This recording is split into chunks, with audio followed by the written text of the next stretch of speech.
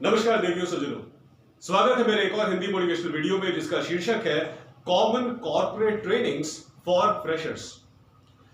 जब भी कोई व्यक्ति अपनी कॉलेज लाइफ पूरी करके पहली बार किसी कॉर्पोरेट सेक्टर में जाता है तो उसे कुछ ट्रेनिंग्स दी जाती है। ये ट्रेनिंग्स इसलिए दी जाती है ताकि उन्हें कॉर्पोरेट सेक्टर के ट्रेंड के बारे में अवेयर किया जा सके, ताकि वो अपनी रिस्पॉन्सिबिलिटीज बखूबी निभा सके। जिस तरह की ट्रेनिंग्स दी जाती हैं उन्हें 4 कैटेगरीज में डिवाइड किया जाता है फ्रेशर्स के केस में, और ये ट्रेनिंग्स होती हैं इंडक्शन, ऑनबोर्डिंग, टेक्निकल और soft skills. Induction training initial level की ट्रेनिंग होती है जो या तो 1 दिन की होती है या 2-3 दिन की होती है। जब आप पहली बार कोई कंपनी ज्वाइन करते हैं तो कंपनी आपको एक बड़े सेमिनार हॉल में ले जाती है। वहां पे आप जैसे कई और फ्रेशर्स होते हैं जिन्हें बिठाकर कंपनी के प्लान्स और पॉलिसीज के बारे में बताया जाता है। यह बताया जाता है कि किस प्रोजेक्ट के लिए आपको हायर किया जा रहा है और उस प्रोजेक्ट में आपकी स्पेसिफिक रिस्पॉन्सिबिलिटीज क्या होंगी। इस दौरान कई केसेस में कंपनीज वहीं पे आपका एक बैंक अकाउंट भी खोल देती है जिसके अंदर आपकी सैलरी मंथ के एंड में ऑटोमेटिकली डिपॉजिट कर दी जाती है। इसे कहते हैं आपका कंपनी का सैलरीड अकाउंट। कॉर्पोरेट सेक्टर में कंपनीज प्राइवेट बैंक्स के साथ जुड़ी हुई होती हैं। प्राइवेट बैंक्स और कॉर्पोरेट सेक्टर के लोगों का कोलैबोरेशन होता है और इसी कोलैबोरेशन के तहत कंपनी अपना खुद का अकाउंट हर एम्प्लॉय का खुलवाती है ड्यूरिंग इंडक्शन प्रोसेस। तो इंडक्शन प्रोसेस के दौरान कंपनी के कई सारे क्रूशियल एग्जीक्यूटिव्स आपको कंपनी के बारे में कई अलग अलग चीजें बताते हैं, कई सारी प्लान्स और पॉलिसीज बताते हैं। इंडक्शन ट्रेनिंग कितने दिन की रहेगी ये इस पे डिपेंड करता है कि आपको कंपनी को कितनी सारी बातें बतानी है, क्या क्या आपके साथ शेयर करना है। इसलिए ये कई केसेस में 1 दिन का होता है, कई केसेस में 2 या 3 दिन का भी होता है, कंपनी की नीड्स और रिक्वायरमेंट्स के अकॉर्डिंग। सेकेंड चीज होती है ऑनबोर्डिंग। ऑनबोर्डिंग का मतलब होता है कि अब आप कंपनी का हिस्सा बन चुके हो, अब आप कंपनी के एक एम्प्लॉय बन चुके हो और जब तक आप कंपनी के एम्प्लॉय रहोगे तब तक कंपनी आपको अपनी नीड्स और रिक्वायरमेंट्स के अकॉर्डिंग नई नई चीजों की ट्रेनिंग देती रहेगी। ऑनबोर्डिंग प्रोसेस स्टार्ट होता है कंपनी ज्वाइन करते ही और तब तक रहता है जब तक आप उस कंपनी का हिस्सा रहते हैं। ऑनबोर्डिंग का सीधे और स्ट्रेट फॉरवर्ड वे में मतलब यह है कि अब आप कंपनी के एम्प्लॉय हैं और अपनी नीड्स और रिक्वायरमेंट्स के अकॉर्डिंग और जिन क्रूशियल प्रोजेक्ट्स के ऊपर कंपनी आपको रखेगी, जो क्रूशियल रिस्पॉन्सिबिलिटीज कंपनी आपको देगी, उससे रिलेटेड जो भी नेसेसरी ट्रेनिंग्स हैं वो कंपनी आपको लगातार देती रहेगी जब तक आप कंपनी में काम करेंगे। इस प्रोसेस को कहते हैं ऑनबोर्डिंग। तीसरी तरह की ट्रेनिंग होती है टेक्निकल ट्रेनिंग। अब टेक्निकल ट्रेनिंग यहां पे 2 कैटेगरीज की होती है। पहली चीज यह कि आपको किसी टेक्निकल प्रोफाइल के लिए हायर किया गया है, आप कंपनी में एज इंजीनियर हायर्ड हुए हैं और डेफिनेटली अगर आप एक इंजीनियर के तौर पे हायर हुए हैं तो आपको टेक्निकल काम करना है। जिस भी तरह के इंजीनियर आप हैं, इलेक्ट्रिकल, मैकेनिकल, कंप्यूटर साइंस, जो भी आपकी फील्ड है, जाहिर सी बात है आपकी फील्ड स्पेसिफिक ट्रेनिंग आपको कंपनी देगी।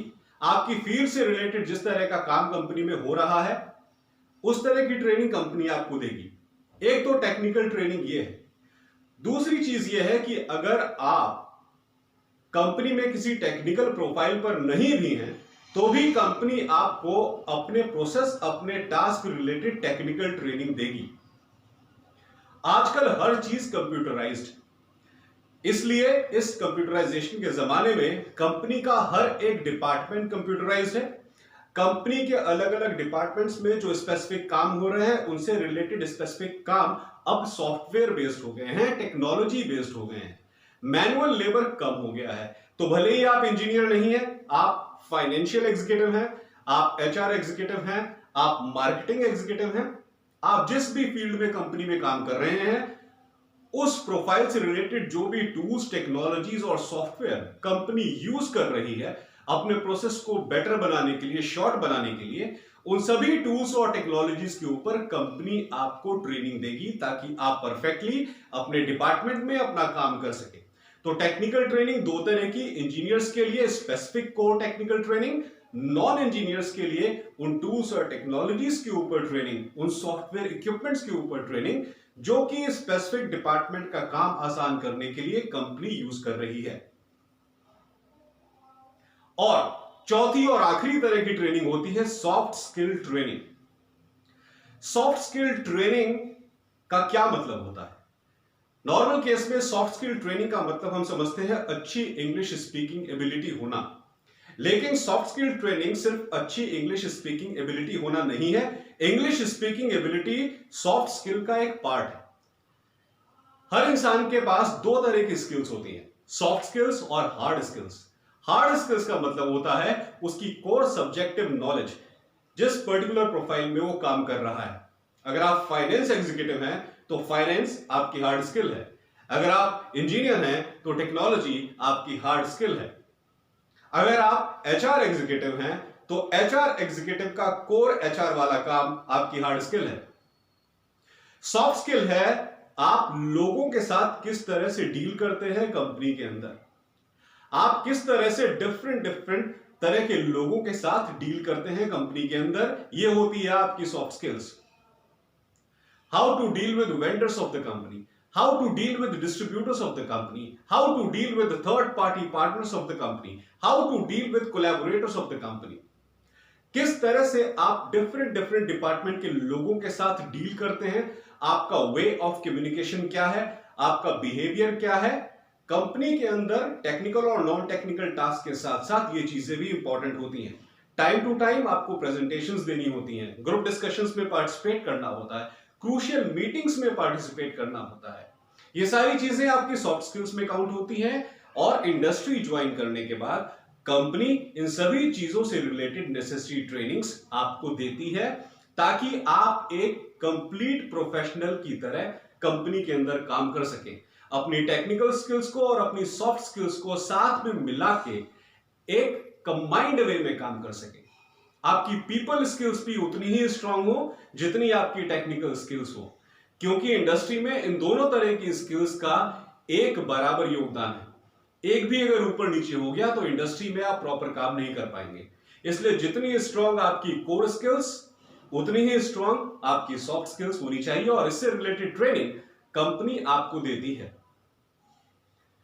और as a fresh candidate, as a fresh employee of the organisation, आपकी रिस्पॉन्सिबिलिटी बनती है कि कंपनी में जितनी भी ट्रेनिंग्स हो रही हैं उन सभी ट्रेनिंग्स में आप पार्टिसिपेट करें और अपनी नॉलेज को अपग्रेड करें। आप नए कॉलेज से पास आउट निकले हैं, आपकी पहली इंडस्ट्री है, आप जितना सीख सकते हैं आप सीखिए। दूसरी खास चीज ये होती है कि किसी भी ट्रेनिंग में आपको फोर्सफुली नहीं कोई बिठा सकता। कुछ ट्रेनिंग्स कंपल्सरी होती हैं, कुछ ट्रेनिंग वॉलंटियर बेसिस पे होती है, यानी कि कंपनी में ट्रेनिंग्स चलती रहती हैं। आप अगर चाहें तो उसके लिए वॉलंटियर कर सकते हैं, अपने सुपीरियर्स अपने सीनियर से बात कर सकते हैं कि ये पर्टिकुलर क्रूशियल ट्रेनिंग फिलहाल कंपनी में चल रही है और मैं इसका पार्ट बनना चाहता हूं, मैं इस चीज को सीखना चाहता हूं। उस केस में आपके सीनियर्स, आपके सुपीरियर्स आपका नाम नॉमिनेट कर देते हैं और आप उस क्रूशियल ट्रेनिंग में बैठ सकते हैं। इस तरह की ट्रेनिंग्स कंपनी में हमेशा चलती रहती है।